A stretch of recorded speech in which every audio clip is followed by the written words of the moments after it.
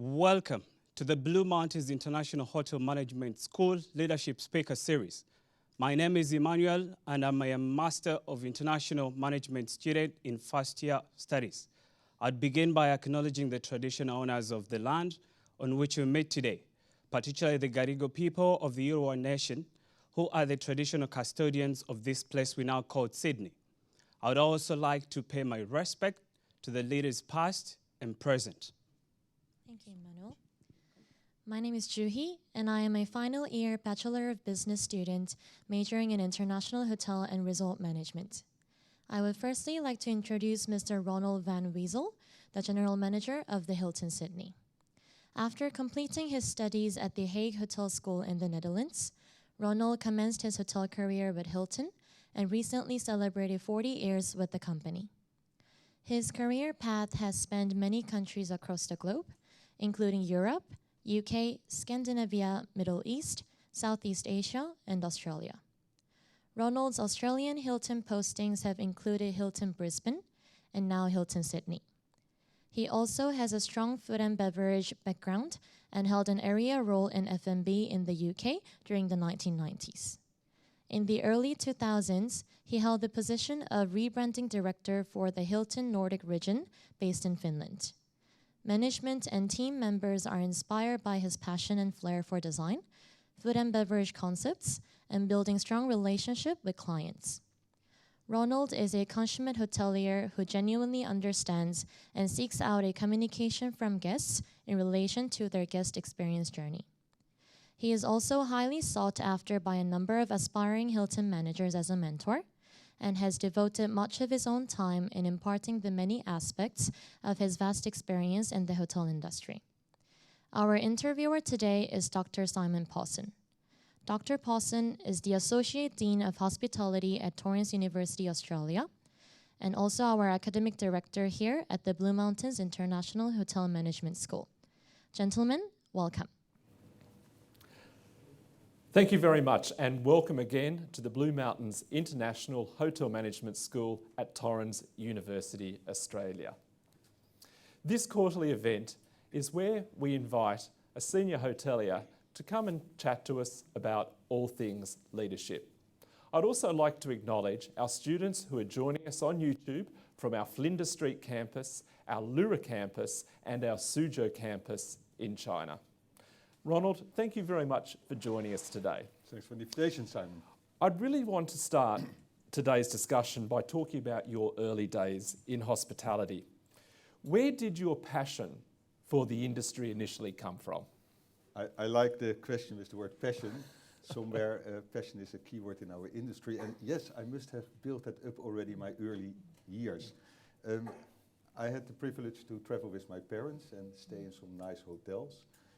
My father had exhibitions in a Hilton, Rotterdam, a few times a year, and I sometimes could join him there. Had a dinner, so the event space. And I think that's my early years of getting that feel of, I like this. I always liked traveling. So hotels, traveling, I think that's where it started. And that was, as early as 5, 7, 8 years old. Given that, I now need to ask you, when did you first really know that you wanted to be a hotel manager? Because working in the industry is one thing, but also leading a hotel is something else. So when did that moment come? I think that came much later. There was a stage when I thought hotel school, that's something for me. I thought that had to do a lot with serving, food and beverage and practical issues until I saw the books that you needed to buy to join a hotel school, which was more marketing, economics and so on.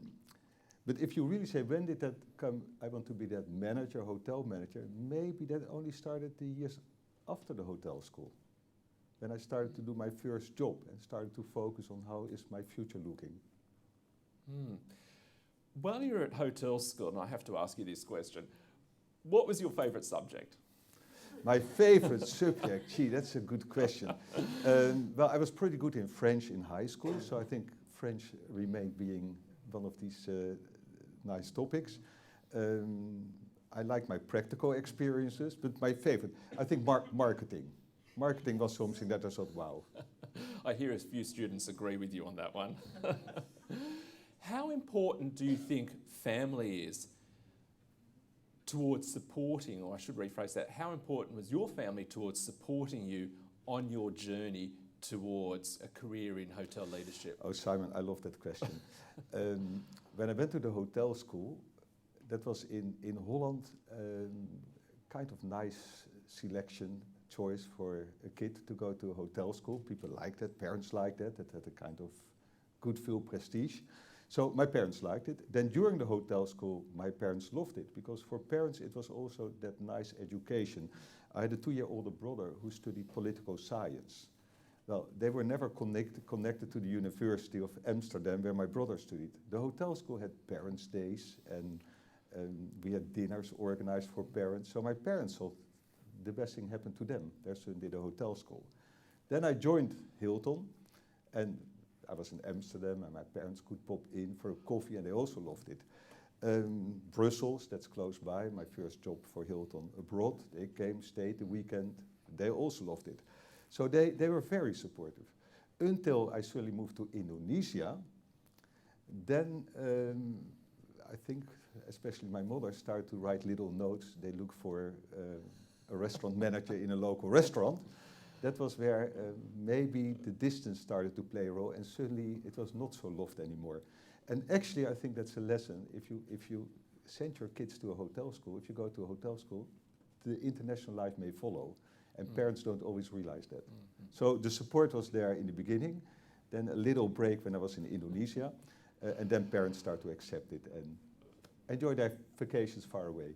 It's funny, it reminds me when I first started at the Regent Sydney back in the early 90s, I think my parents were calling me every second day saying, when can we come and visit? Correct, yeah, beautiful. Yeah.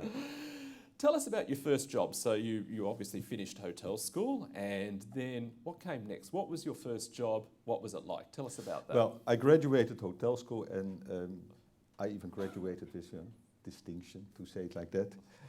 So expectations were high, and I joined Hilton in Amsterdam as assistant chief steward. That basically means assistant to the head of dishwashing. And I got some comments from friends, are you serious? Are you doing that? And I said, yes, that's what I'm doing. So that was my first job. And basically in stewarding, you look after all the equipment in a hotel, all the cleaning, you have a team. So it is quite a good job. And until today, I'm so happy I did that. But I did that all for shorter periods, like 9 months, 10 months, and then moved on to the next job. But that first job, I can still treasure. You've been in the industry for some time now, and the industry has changed significantly. How have you seen the industry change? What have been some of the major changes that you've actually witnessed over time? Now, that it has a few aspects, and no doubt the whole automatization process is big, because I worked in food and beverage control, kind of accounting job with the calculator. And you were hours and hours with a calculator. In front office, we typed in the names and put it in a rack slips. And a lot of manual handling, which is history today. But I think that's the process change that one realizes, and even in 3 years ago, 2 years ago, changes are all over. I think what changed more are the product offerings, the trends, and maybe, talking Hilton, each hotel had its own logos. All these logos were put on chinaware, on cutlery, so there was in a Hilton chain, there was an immense amount of work in having that diversification. Today we have one logo for the brand, and we don't put logos anymore left and right on chinaware. You would almost say it invites guests to take it home because it has a Hilton logo. So the streamlining of all the products, that has changed tremendously. We had uniforms for each hotel, for each outlet. Now we buy this in Europe especially, we buy similar lines for all hotels, still with a bit of a choice in color, but it's all, far more streamlined. And then the whole product offering, if you start to think, from little soaps in one floor, the other floor, Givenchy soap for the VIPs, that's all history. We again have different sizes with similar products. The whole food and beverage concept, if you think how it was 25 years ago, 10 years ago, and now, 25 years ago, nobody had heard about barista coffees. To call an example, it was all filter coffee. Back in my Hilton years, we had fine porcelain from Rosenthal, silver cutlery, crystal glasses, big trolleys with lots of cakes passing by. It's so much more in today's society different, and plated service versus big trays where a waiter would serve from on a big banquet and maybe sweat as well that came on the guest plates because those were hard jobs. The industry has changed tremendously and is going to change tremendously. I want to hear a little bit more about your journey towards your first position as a general manager. What were some of the positions that you undertook, your roles in hotels, and how do you think they contributed towards your journey to become a general manager? Well, it's kind of a journey that starts with being very close to the product.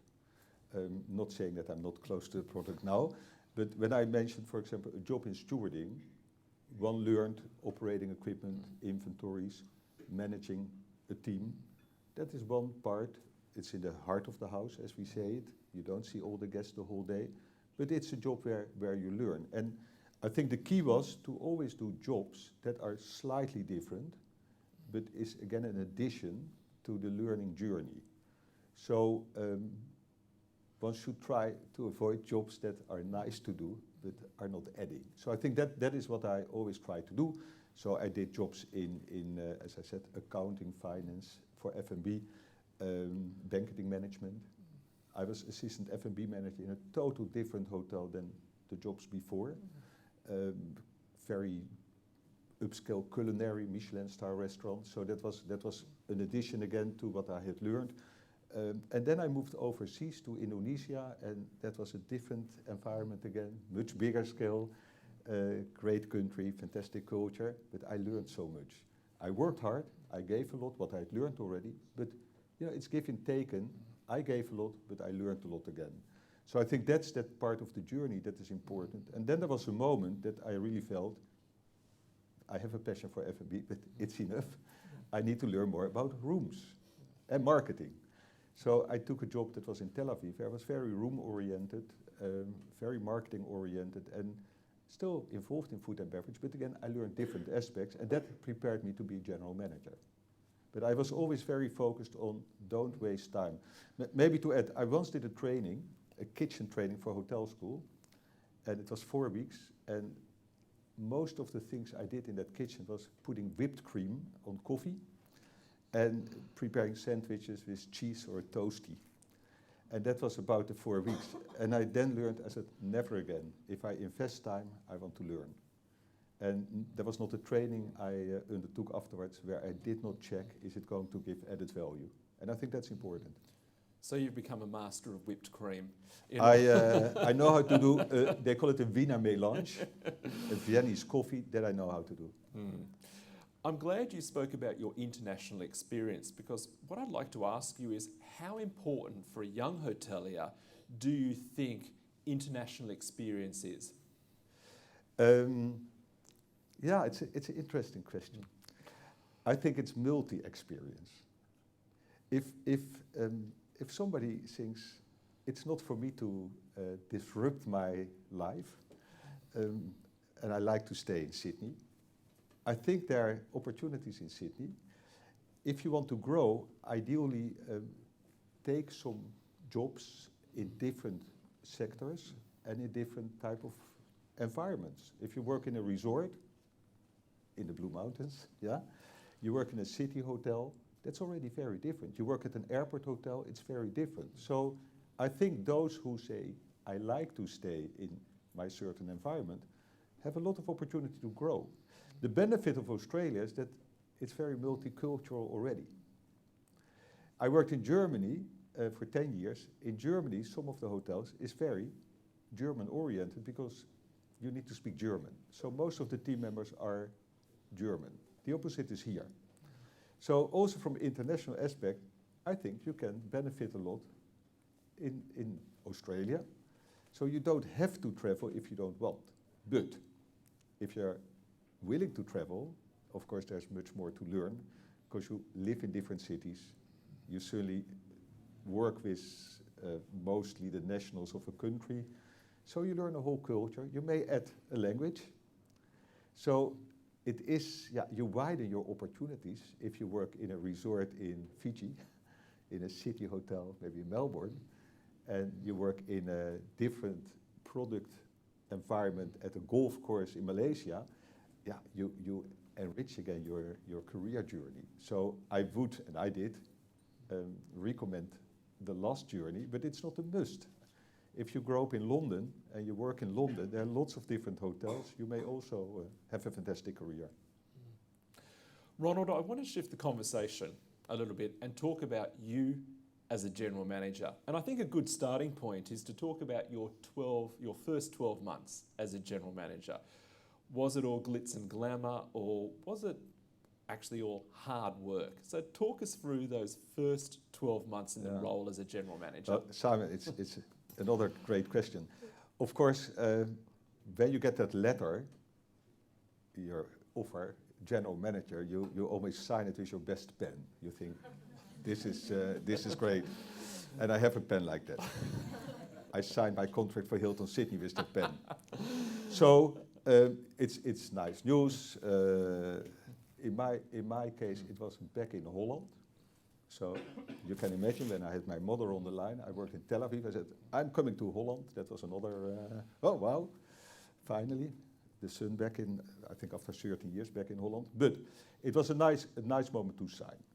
And then you transfer and you get that job, and very welcoming, handover parties, farewell, welcome with a lot of guests around.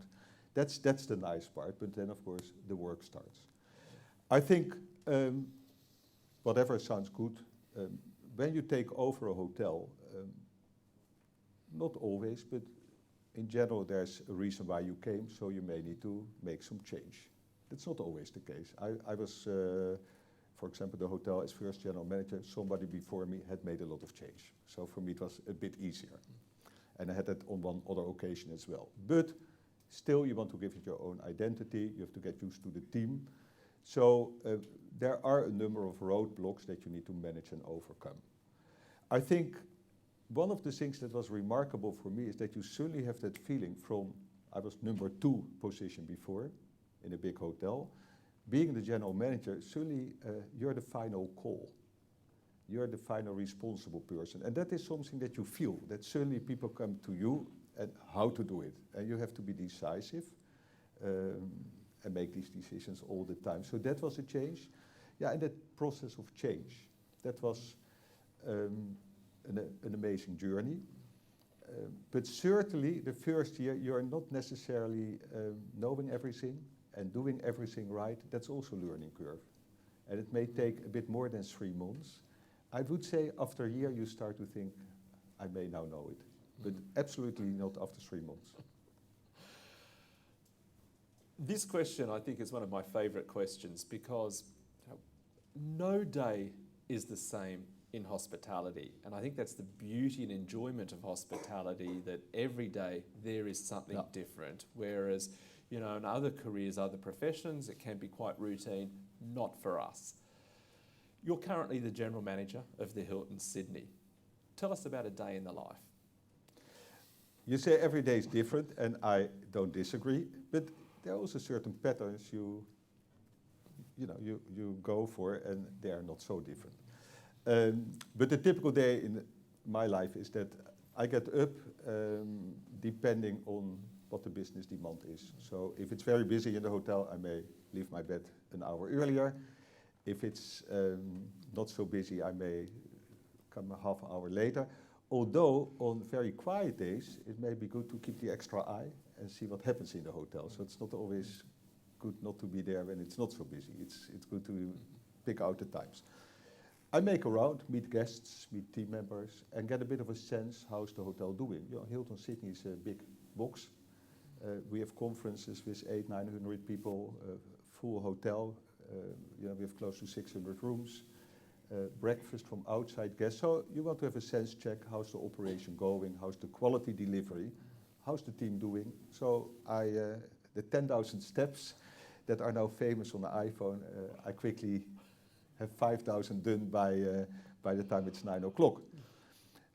We do have a meeting with our senior team, a morning meeting, that's done in many hotels, where we go through the days, through the topics. And then the day depends really on, it can be a marketing meeting, it can be a sales meeting. We do revenue calls, we have central revenue centers and look through the room rates. Depends, show around guests, meet important potential congress organizers, often a lunch appointment. I also like to sit with our team in our fantastic team restaurant and have a meal and share some time. Head of department meetings, revenue rooms we do for different outlets to look into how is the future. And before you know in a hotel the day is gone, we have daily feedback from guests.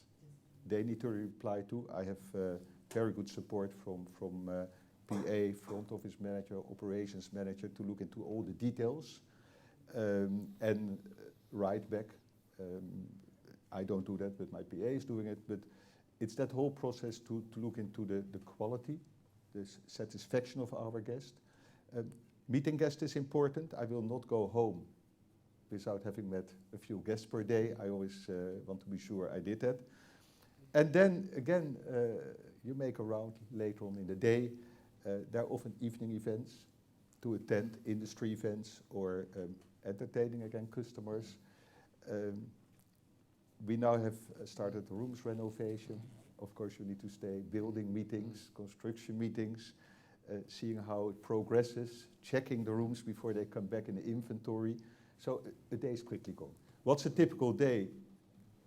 Not so typical, but there are few moments that may be more organized in my agenda or beforehand. Budget meetings, forecast meetings, you planned that already before. Is that giving a bit of an impression? It does, Ronald. And one thing that is really interesting, you know, the past few general managers that we've invited to the Leadership Speaker Series, it's becoming abundantly clear that the modern world of hotel management doesn't happen from behind a desk anymore. It happens in the corridors, it happens in public spaces, it happens right across all the operational departments. But you know, gone are the days that a general manager will come in at 9 o'clock, go to the office, stay there until 5 and go home again. Yeah. If you would manage like that, I don't think you manage in today's world. It's being, being there for the guest. The guest is central. So being there for the guest, guests appreciate to see management. It's not only the general manager, but it's a part of it. I think with the team you need to share. If I would be in my office the whole day, I may not know what happens on the floor. So that relationship is very important. Let's talk about change and disruption. There's a lot happening in the Asia Pacific region at the moment.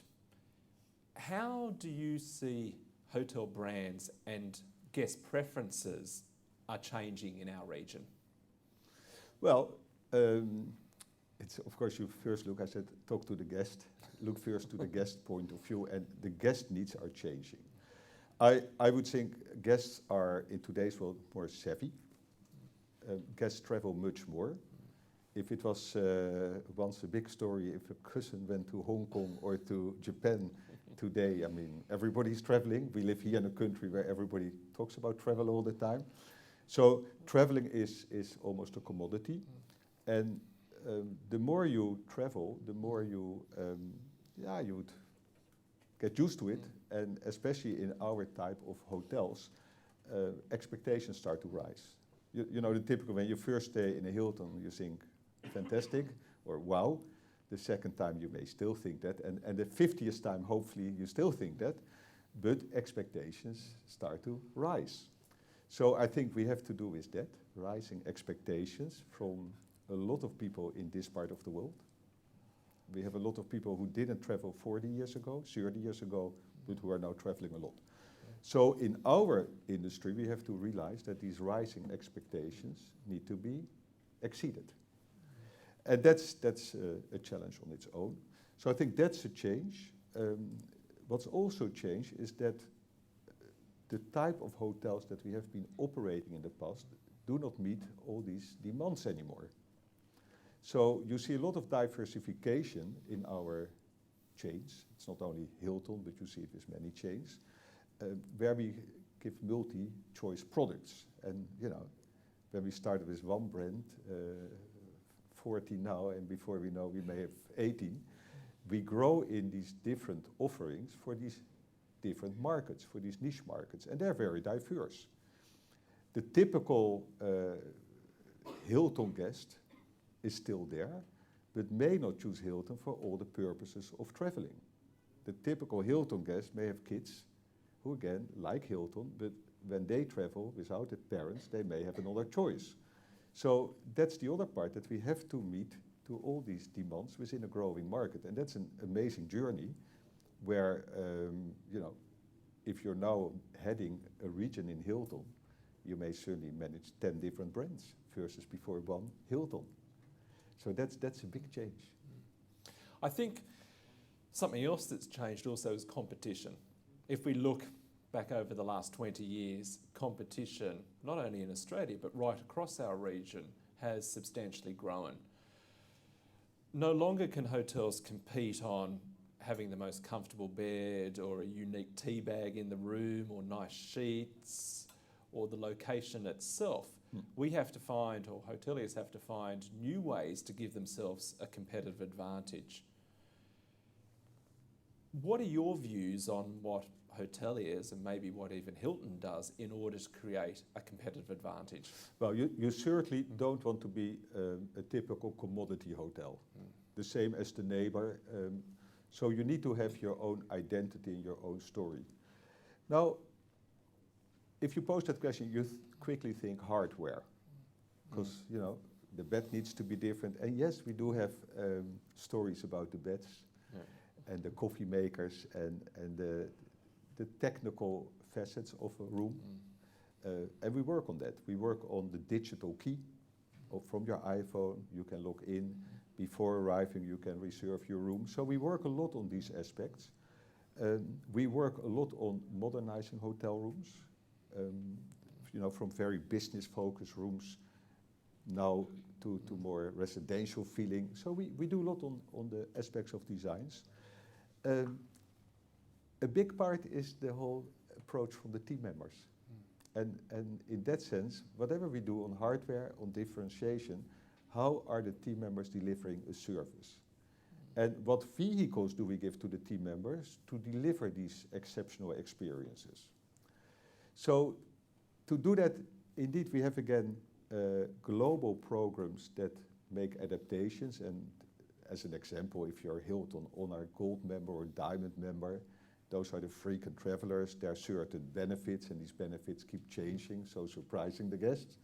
So we do those parts. But we also do a lot of programs to give ammunition or possibilities to the team members to service the guests better. And one of the programs we emphasize on and train and coach is Make It Right, where if there's an issue, the team members independently can offer options to a guest to make a situation right. And that's not every group has that, not every hotel has that. And we know that we win a lot of hearts with that. So it's from differentiation in hardware, also within that branding, to the soft skills with the team members, supported by the management team. In saying that, I'm also interested to learn about what's happening with the 5-star brand globally. We've read a lot about luxury hotels going beyond just 5-star accommodation. We've read a lot about the smaller boutique concept design hotels. Where is this all going, especially in relation to the traditional 5-star hotel brand? That's of course, a very interesting journey, and it comes a bit with this expectation rise. They're the guests who were delighted to be in a great Hilton and loved it and felt totally, this is my place. And they keep traveling and traveling. And somewhere they, in their life, are able actually to spend more money than for a Hilton. And they want to go to that extra luxury, which means, you know, bathrobes that are thicker, towels that are thicker, soap that is bigger, a more luxurious furnished hotel room, more stuff per guest staying in a hotel, turn-down service with amenities, and they want to have more luxury. You call it the 6-star. So, as a big global organization, what is our reply to that? Yeah, then we need to have also that product where these guests feel 6-star. And we have a Waldorf Astoria. That's a group in our chain of hotels. They give that type of service. We have Conrad hotels. They're between Hilton and Waldorf. It's a kind of in-between product. So it's important to have, for these demanding guests, the positioning. Now, if you talk boutique-style hotels, all these boutique-style hotels that we think quickly are smaller properties, more individual decorated, yeah, there's a demand for there because people who travel a lot, they are again not so happy for everybody to stay in a Hilton, a big Conrad or a big Waldorf Astoria. They want a hotel with 100 rooms looking unique and different.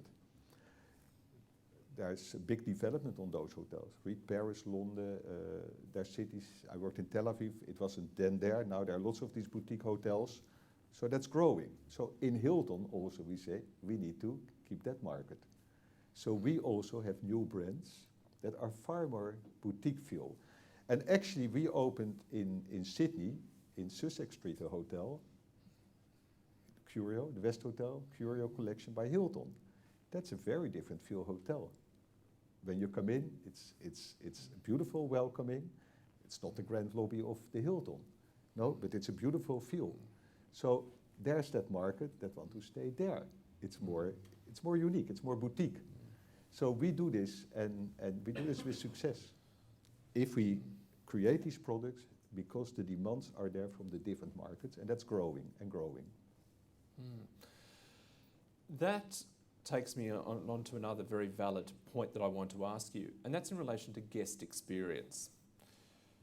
In recent times, guest experience has become a buzzword right throughout the industry, to the extent that at Blue Mountains, and again, a lot of our colleagues who teach hotel management, guest experience is part of the curriculum itself. How important is guest experience management to the life of a hotel in today's world? I think it's the backbone. If you hear me talking in a meeting to the team, of course I will talk about the projects that we do, the profit plan we do, the GOP, the gross operating profit we need to make, the market that is changing. I will of course allocate a lot of time, resources to that. But at the end of the day, we serve guests.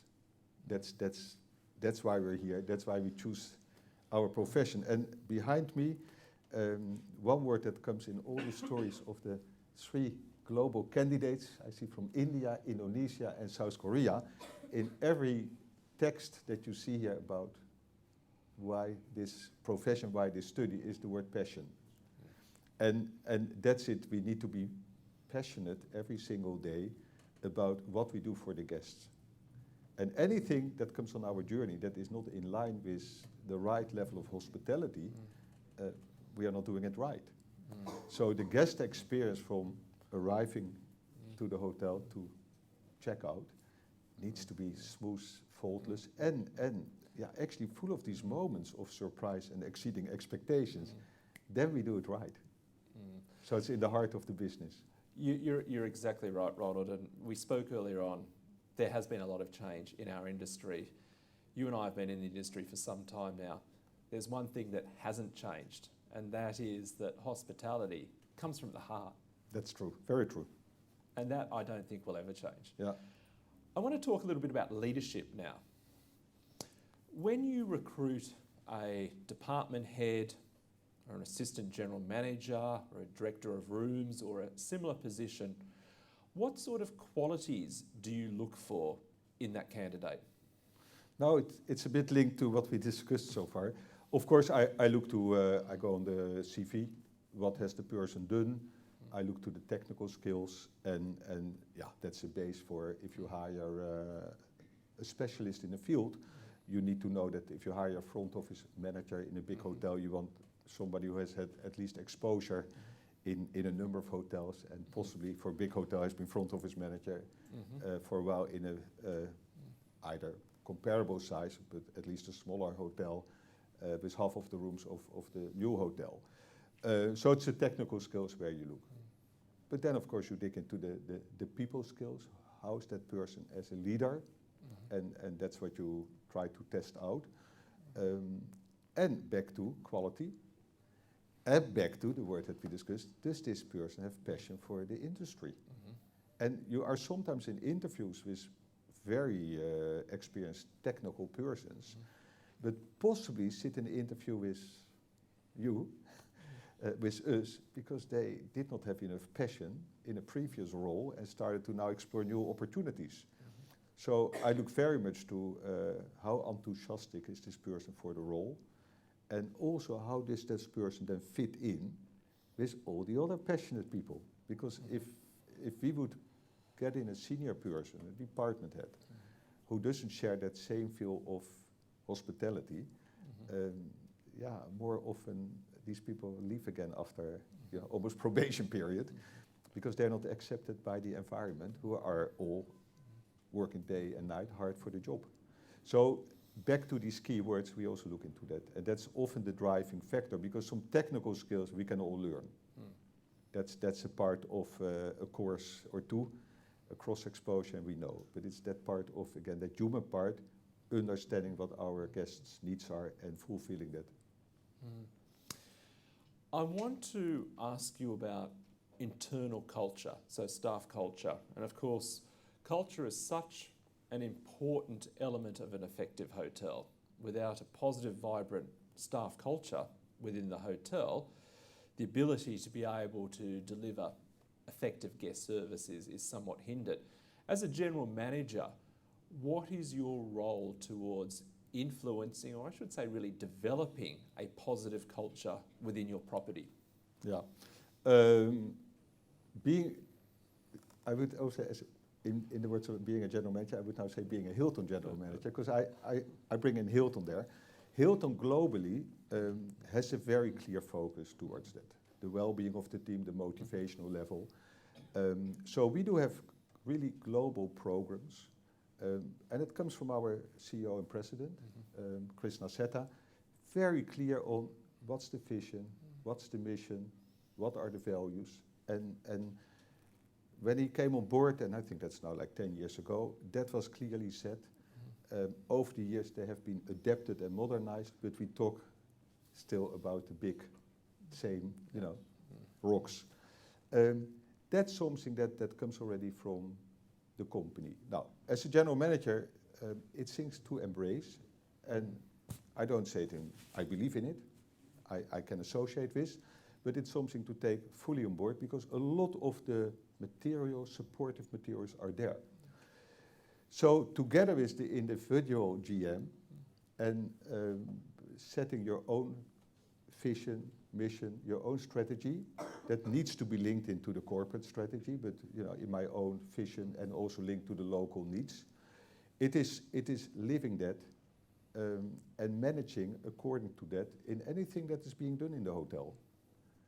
And anything that is being done within the team. So the positive, to keep it positive in the team, it is, yes, from sharing the long-term viewpoint of the hotel, to linked in with Hilton, and executing all the steps accordingly. So it is from communication meetings, regular one-to-ones, team forums on a quarterly basis, great meals in a team restaurant, celebrations, gifts in time, promotions, the whole route for people to grow, having a very good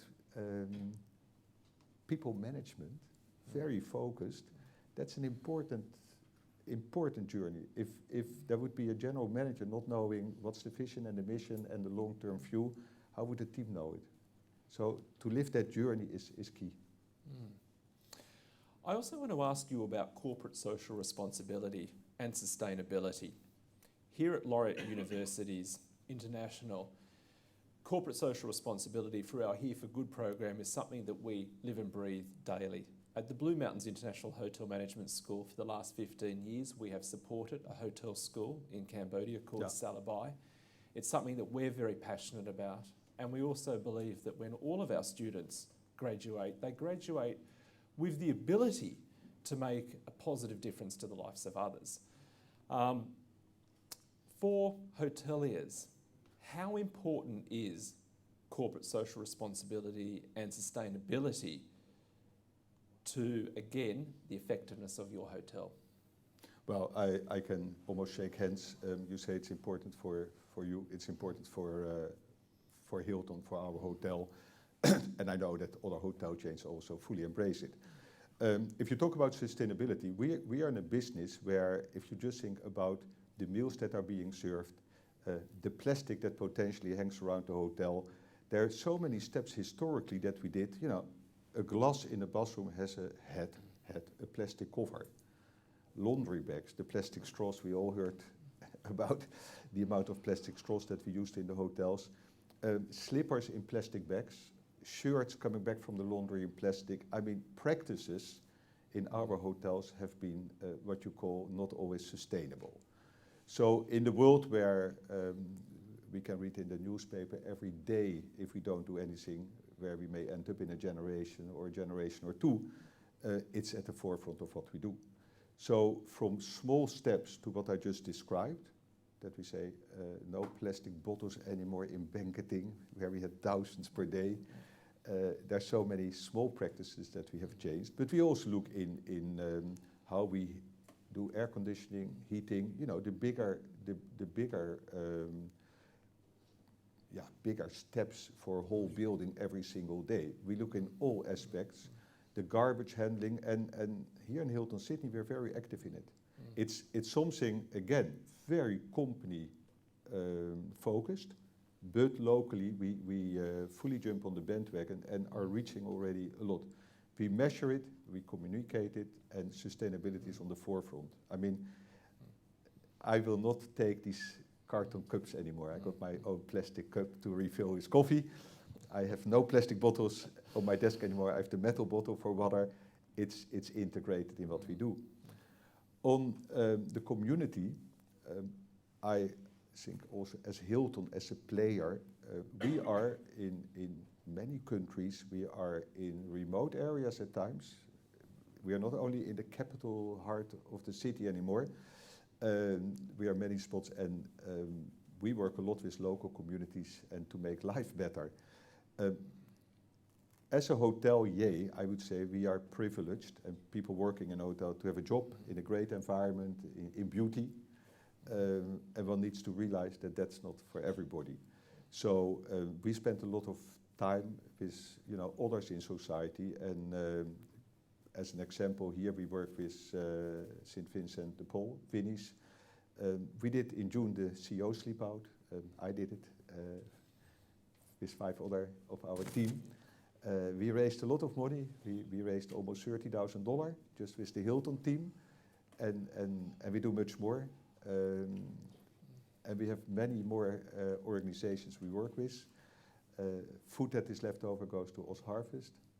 The Smith family we work with. So it's important. And I think what I also realize is that it's embraced by many of our team members. It's not only talking, it's also doing. We clean parks, and maybe to tell, last year our president from Asia Pacific was here, our vice president for Australasia, plus a whole team from a regional office here. We went cleaning a park here, and it's not only words, it's also doing.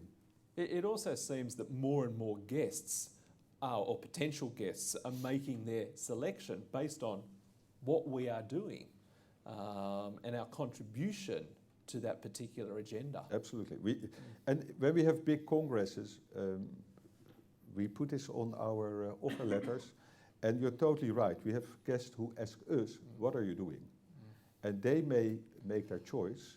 If we wouldn't do it, they may choose another hotel who's doing it. So it's great to work hand in hand with guests on that.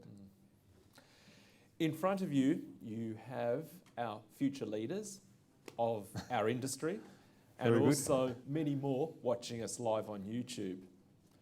Why or what advice do you have for them to consider a career with Hilton? Well, I love that question. Because why a career with Hilton and not somebody else?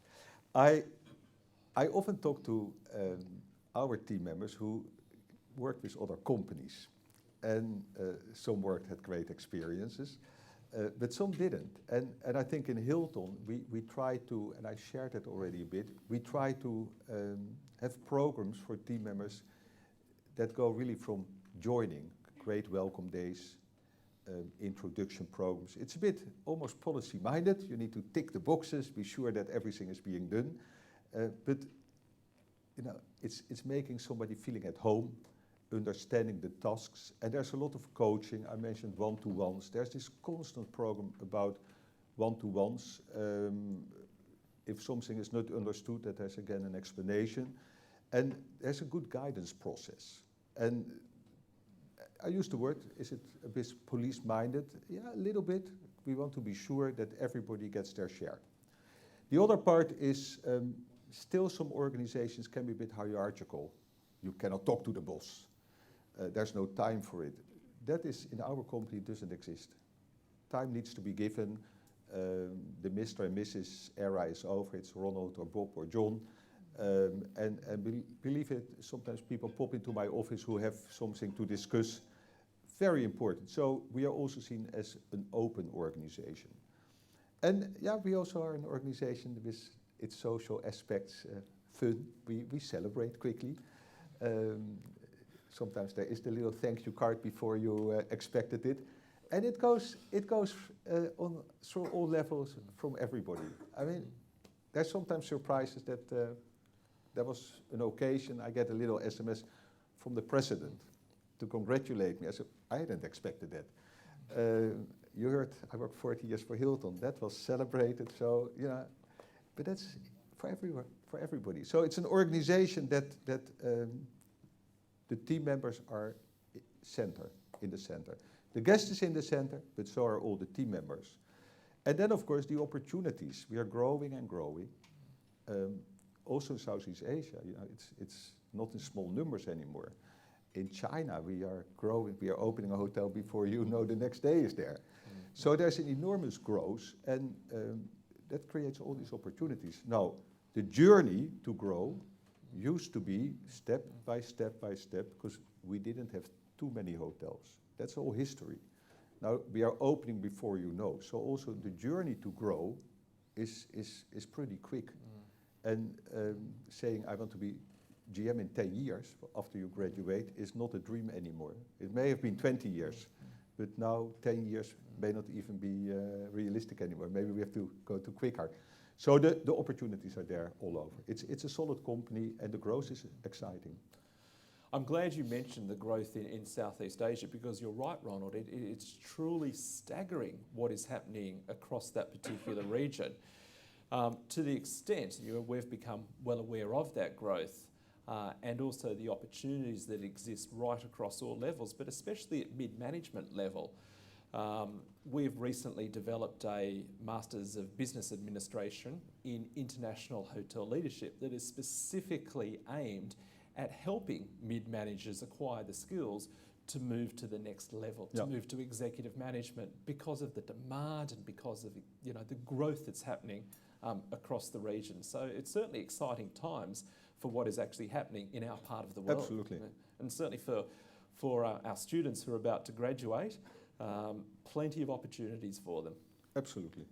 And it's here in Australia, Australasia, where we are growing different brands. We are actually soon opening a new Hilton in Melbourne. A contract has been signed for a big box in Melbourne. That's also coming in a few years. We are looking in more hotels in West Australia, different brands. In New Zealand we are growing. In Fiji we are opening hotels. So but it's also these different brands. And also when we talk about the different brands, you would almost say in the different brands you may also need different people. If we talk about, we have Hilton Garden Inns, those are hotels that are more lean in staffing, so you need people who can work everywhere. Yeah. In the bigger boxes you cannot afford to work everywhere because then your day is gone. So it's also sometimes different backgrounds, different interests. What fits one may not fit the other, so that's also great. The final question I'd like to ask you before we open it to question and answer for our students, what advice do you have for our future leaders about their leadership development? For the future, of course, well, first of all, graduating with success. That's the first thing. Do well with your studies. That's now, yeah, that's important to grasp everything during the study that you can, because that's a base for the future. I think what is important is somewhere to think, what's my roadmap? And as soon as you can, and don't be too pushy, but find out the roadmap. My dream in 10 years is to be, and you fill in that dream. And if it's 12 years, it's 12 years. If you're pushy, it's in 6 years. But I think that roadmap is very important. Because otherwise, you may take a job that doesn't help you. And remember what I said earlier, I took different jobs, but always with a focus. I knew what I wanted to be, so I haven't wasted really energy on jobs that didn't add value. So that's the first step I would say is important. The other part is keep learning. Don't stop learning. School is one part, but always keep learning and learning and learning, because that doesn't stop. I notice every time when I do something again, I keep learning. As you know, and the other, be curious. Keep curiosity. Be always out there, see what the developments are, and take a benefit. We are in Sydney, great city, developing, lots of concepts, new hotels, boutique hotels, it's all opening. And sometimes I talk to colleagues, they have a clue about it. They don't know what's happening. And that's a pity. Be curious and discover. And if you say, how was your weekend? And you said, it was great. I slept all weekend and I was hanging on the sofa and I saw a movie. That's what we all like once in a while, and I fully agree. But don't tell that the second weekend, the third weekend, and the fourth weekend, living in Sydney, where one can explore so many concepts and learn and experience. So if a new hotel opens, be sure you pop in and see it.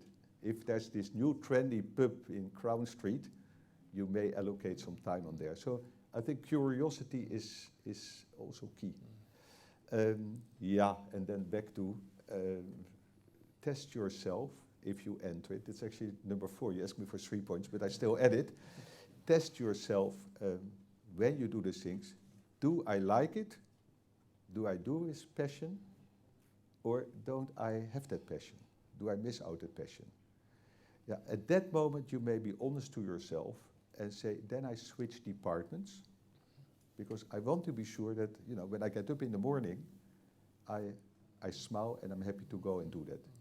And it can happen that you enter a certain job, a certain department, in a certain country, and you miss that.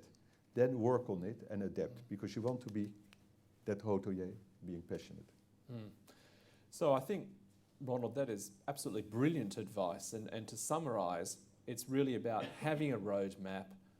Where am I going to be in 5 years' time or 10 years' time? And how am I going to get there? So what's that journey going to look like, to plan it out? Yeah. To also be a lifelong learner. So just because you graduate doesn't mean that's the end of learning. Learning is continuous, it happens every day, and it will for the rest of your life, and embrace it. And of course, the third point is to be curious, to ask questions, to have a curious mind. Just don't accept the status quo, go beyond. Yeah. Be curious, ask questions. And of course, fourthly, and I think this really is the umbrella over everything, it's that passion. Once again. You described it very well, Simon. Well, you're the master. So now, let's take a few moments and open up to our students who I know would like to ask you some questions. So, can we please ask for our first question, and if you could introduce yourself to Ronald and then ask your question. And if we could ask you to stand up, please. So just 1 minute while we bring the microphone down. Thank you so much, Ronald. My name is Emmanuel Serebe. I come from Uganda, and I've been in Sydney 7 months now. I've had a privilege to work in a hotel for the very first time, now 5 months, and I work at Pier 1 Sydney Harbour under the Marriott Autograph Collection. Thank you so much for sharing your experience. It has been really wonderful, and I'm looking forward to my future. My question is, yes, you talk about passion. You talk about curiosity.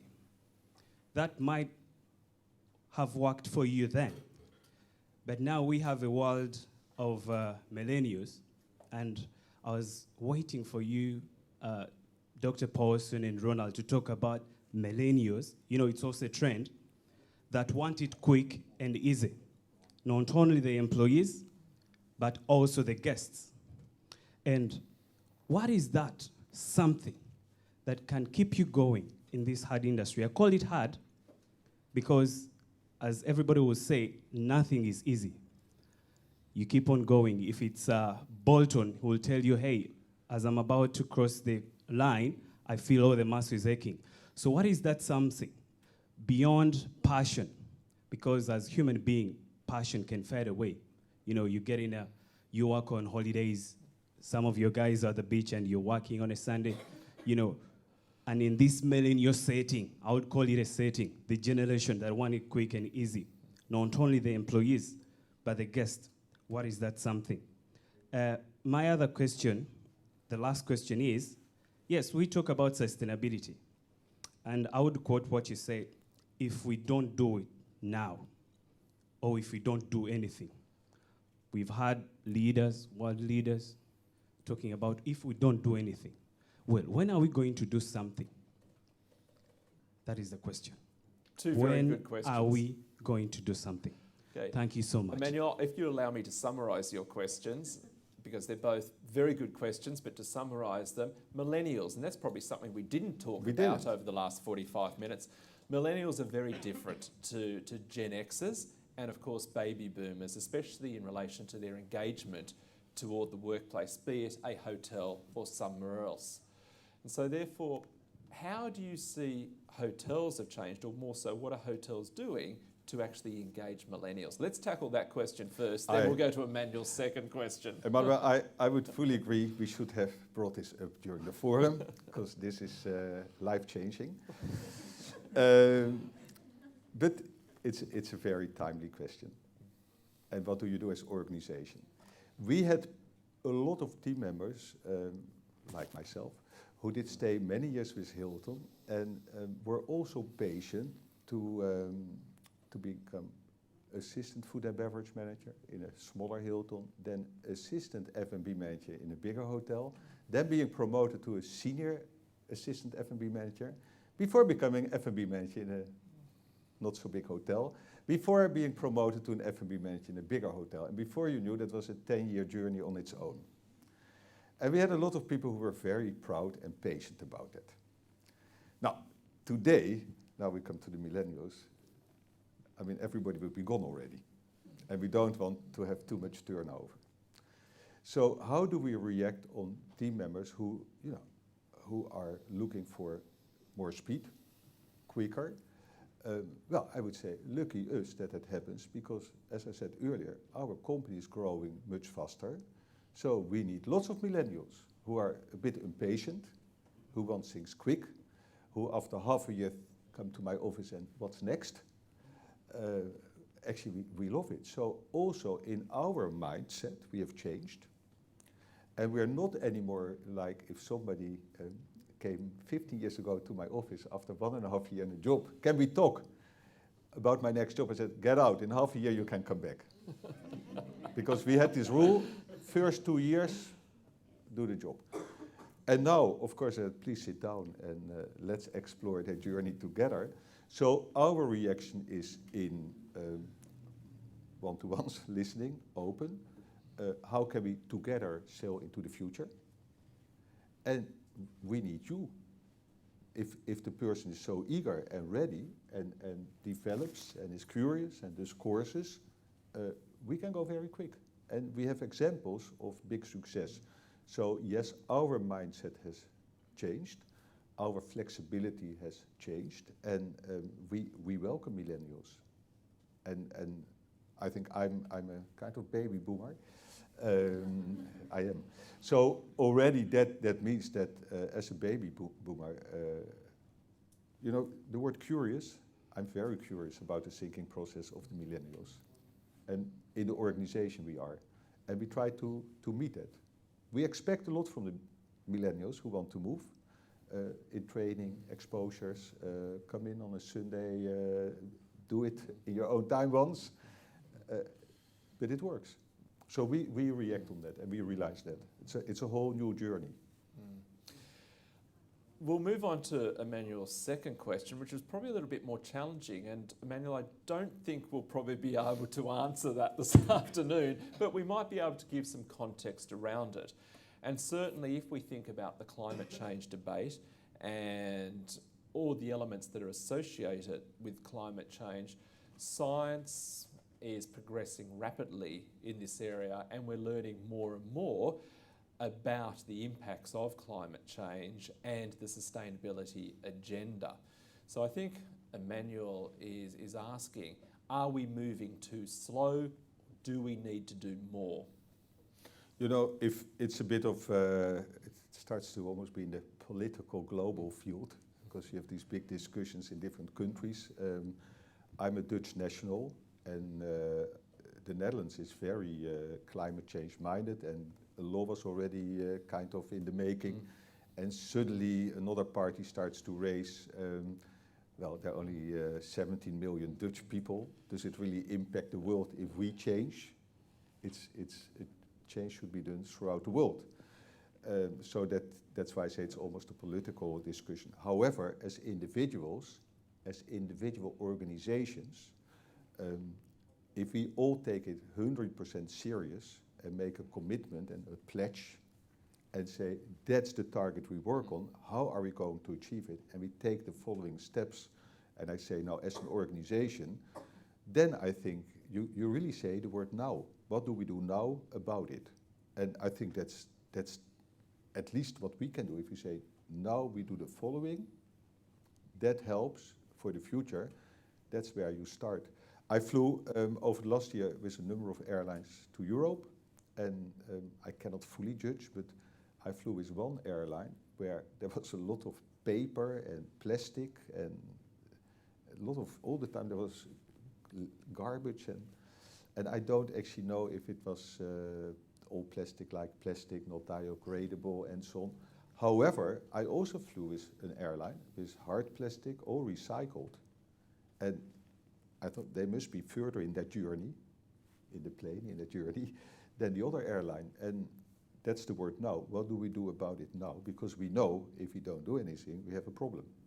So it's, as Hilton, I think globally we have set our targets and move forward.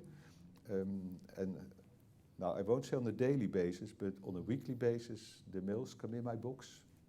And basically with targets, activities, best practice, and we follow that. Thank you, Ronald. I have a question that's just come in from our Flinders Street campus in Melbourne, Victoria, from one of our master's students. And I'll rephrase their question. They're asking about food and beverage in hotels. And they've said a lot of hotels have now chosen to outsource their food and beverage operations, where they might have a well-known chef to come in and run the restaurant for them and so on. What do hotels need to do to keep food and beverage within the hotel and make it competitive? Well, it's, I think it's a commercial question. And if you say, do I need to keep food and beverage in the hotel? Because that's the key question. Is it added value?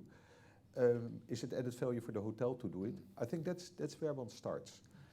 If you see some of the hotels that were historically built in a location with a fine dining room and a coffee shop and a bistro and a bar, it made all sense because there was not much around the hotel. So the Hilton, in our case, in certain cities, was the center of activity, and the locals came and the hotel guests stayed in-house. It has changed dramatically in some locations, where suddenly new buildings popped up, fast food restaurants, individual chefs opening new beautiful concepts. So I think step number one is, what is the position at the moment, or for the next few years, of my location? And do I want to keep that restaurant or rent it out to a fashion shop and make more money by doing nothing and renting it out? So I think that's the first element. If it is important for the hotel to have F&B outlets, I call it, then you have to really look into how am I going to fill in the concept, and why do I want it, for who is it, and how do I fill in the concept, and in many cases in a rather competitive market, in a market with lots of offerings like here in Sydney, then you have to think again, shall I outsource the space to a famous chef? And outsource, I mean, that famous chef rents it from me and is operating it, and that happens in certain hotels. Or often a model, do I bring in a famous chef who's a consultant, and actually it's still the hotel operation, but working with a consultant. And that's a model that you see in many, many hotels around the world. Why a consultant? Why somebody from outside? Not in every place, but often a hotel is seen as, a hotel restaurant is seen as a buffet restaurant, or less defined as with a celebrity famous chef. So although the food can be great, if the hotel chef who's big in banquets and in the sandwich shop and the bar food, the chef may still not be recognized enough in the city versus these, trendy chefs that are around in the city. So it's looking to these alternatives, but it starts with what's the best commercial way, what is the need of the market, and that actually drives the decision. Being in Hilton Sydney, we have Luc Mengen. Some of you may know him. He's a well-known chef. He's a consultant chef. Fantastic concept. The team is all Hilton Sydney, but he puts his consultancy there. And I know that that is for the hotel here, that differentiator. Guests like it. It's a successful restaurant. So in this case, that's the solution. And I wouldn't like to think we make a fashion shop out of it. But in other places where I worked, we have taken the decisions from 6 restaurants to close 3. And for the profitability of the hotel, it was the right decision. We got rents from others. And you have seen some hotels who opened in their previous coffee shop a McDonald's in a nice hotel, because the market need was there, the location fitted. And they did think we close our fine dining room because there were 40 restaurant guests per night. And McDonald's pays amount X rent, and it fits. So these are more the points to evaluate. Thank you. Let's take one more question from our studio audience.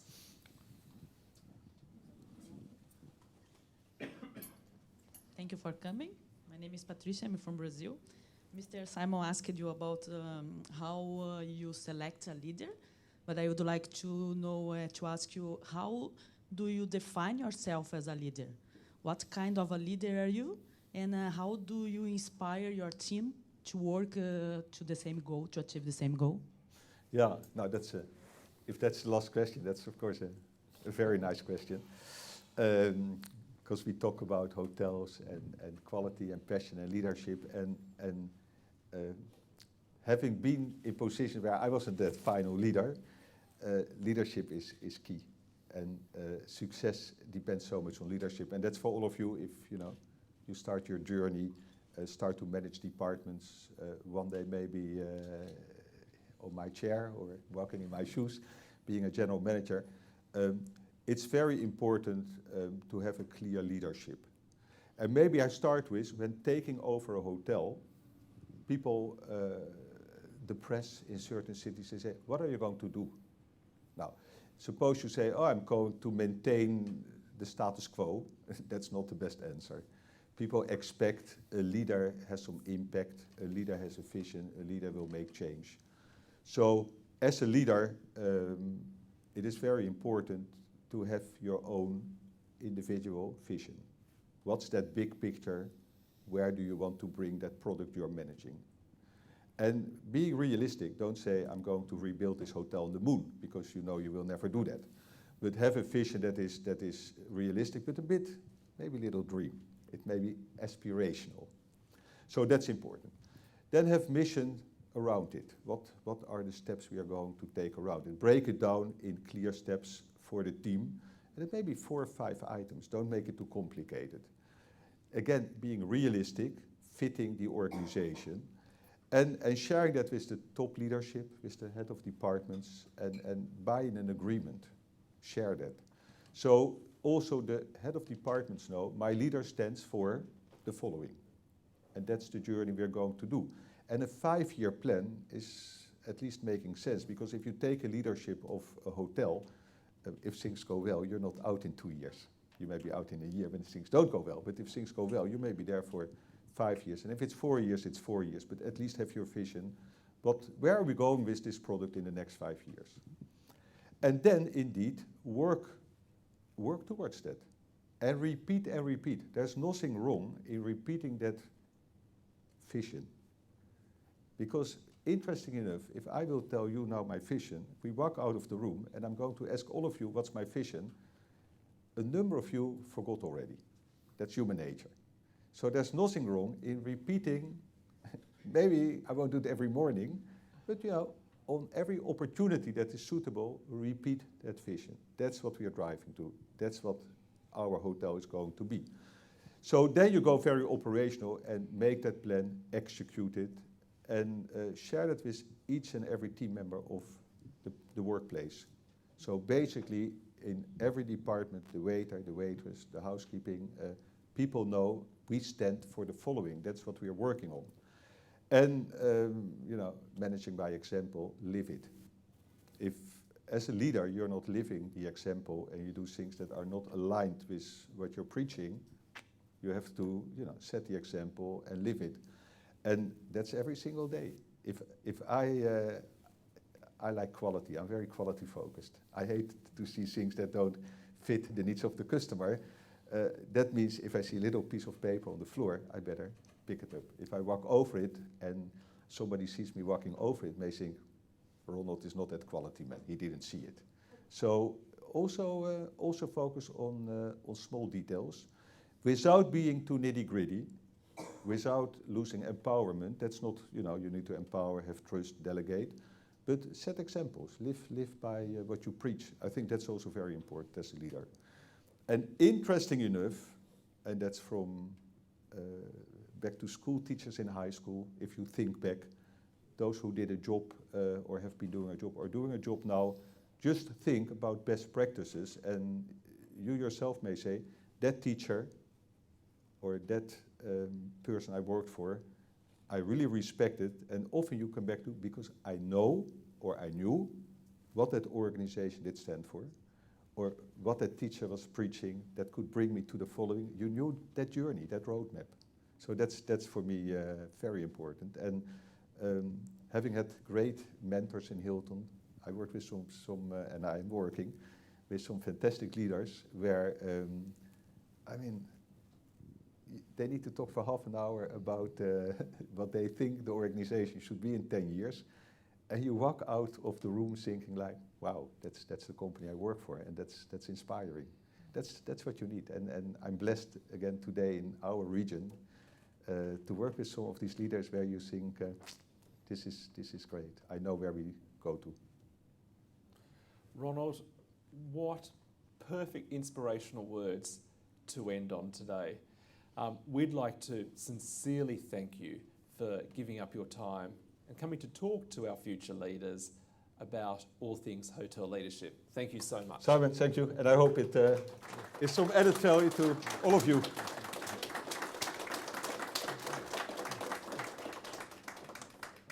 And thank you for joining the Blue Mountains International Hotel Management School at Torrens University, Australia Leadership Speaker Series.